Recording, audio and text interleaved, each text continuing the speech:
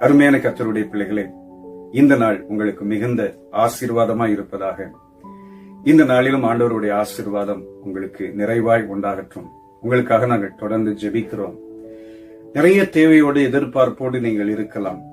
இன்றைக்கு எனக்கு ஒரு அற்புதம் நடந்தால் நலமா இருக்குமே, தேவனே எனக்கு அற்புதம் செய்ய மாட்டீரா என்று நீங்கள் எதிர்பார்ப்போடு காத்திருக்கலாம்.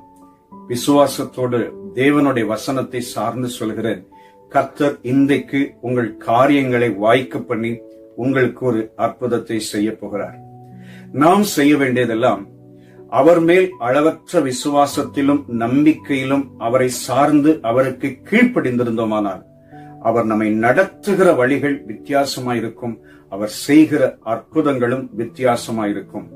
இன்றைக்கு ஒரு விசுவாச வார்த்தையை சொல்கிறேன். கர்த்தர் உங்கள் வழிகளை வாய்க்க பண்ணி உங்கள் காரியத்தை வாய்க்க பண்ணுவார்.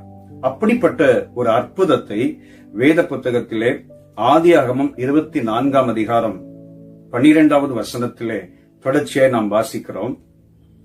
எலியாசார் ஒரு அருமையான ஜெபத்தை ஏறெடுப்பார். என் எஜமானாகிய ஆபிரகாமுக்கு தேவனாயிருக்கிற கர்த்தாவே, இன்றைக்கு நீர் எனக்கு காரியம் சித்திக்க பண்ணி என் எஜமானாகிய ஆபிரகாமுக்கு தயவு செய்தார். ஆபிரகாம் எலியாசாரை ஈசாக்குக்கு பெண் தேடும்படி அனுப்புவார். முன்பின் தெரியாத ஒரு இடமா இருக்கும். அந்த இடத்திற்கு அனுப்பப்படுகிற போது கர்த்தரே எலியாசாரை அழைத்து கொண்டு போவார். ஊருக்கு வெளியே ஒரு கிணற்றருகே நின்று ஜெபிக்கிற இந்த ஜெப வார்த்தை போல, கர்த்தாவே எனக்கு காரியத்தை வாய்க்க பண்ணும்.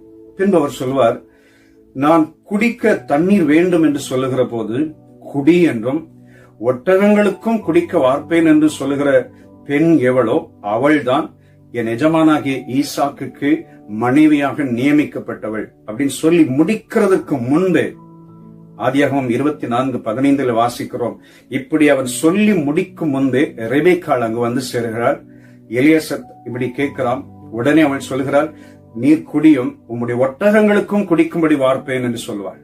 பாருங்கள், கர்த்தர் ஒரு தேவனுடைய பிள்ளையை நடத்துகிற விதம் வித்தியாசமா இருக்கும். இந்த காலத்துல நம்ம தகவல் தொடர்புல எல்லாவற்றிலும் நாம் மிக சரியா இருக்கிறோம். ஒரு இடத்துல ஒரு மனிதன் இருக்கிறார் என்றால் அவரை கண்டுபிடிப்பது இந்த காலத்திலே எளிது.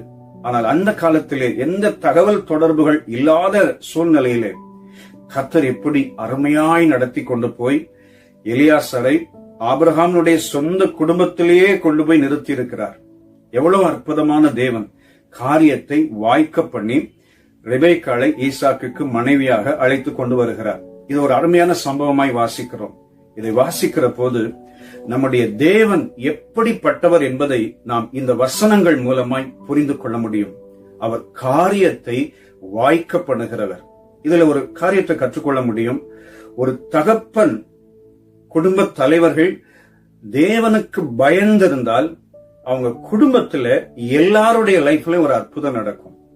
ஆபிரகாம் தேவனுக்கு பயந்திருந்து விசுவாசத்தில் இருந்தார். அவருடைய பிள்ளைகளுடைய வாழ்க்கையில ஈசாக்கு சந்ததி எல்லாம் ஆசீர்வதிக்கப்பட்டது. தேவனுடைய பிள்ளைகளே, நீங்க ஒரு நல்ல பெற்றோர்களா இருக்கலாம். நீங்க கர்த்தருக்கு பயந்திருந்தா, கர்த்தரை தேடினால், விசுவாசத்தோடு இருந்தால், கர்த்தர் உங்க வாழ்க்கையிலே காரியத்தை வாய்க்க பண்ணுவார். அருமையாய் உங்கள் சூழ்நிலையை நடத்துவார்.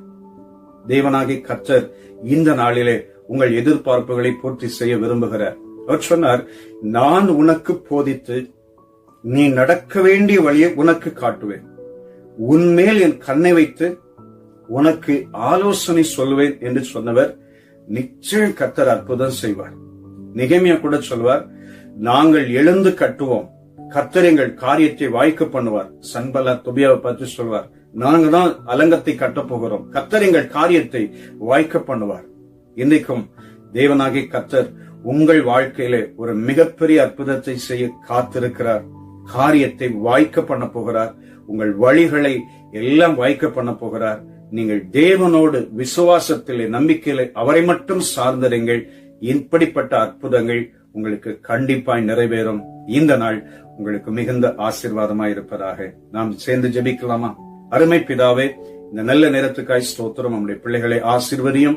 தேவனுடைய கரம் நம்முடைய பிள்ளைகளோடு இருந்து இயற்கைக்கு அப்பாற்பட்ட அற்புதம் செய்யட்டும்.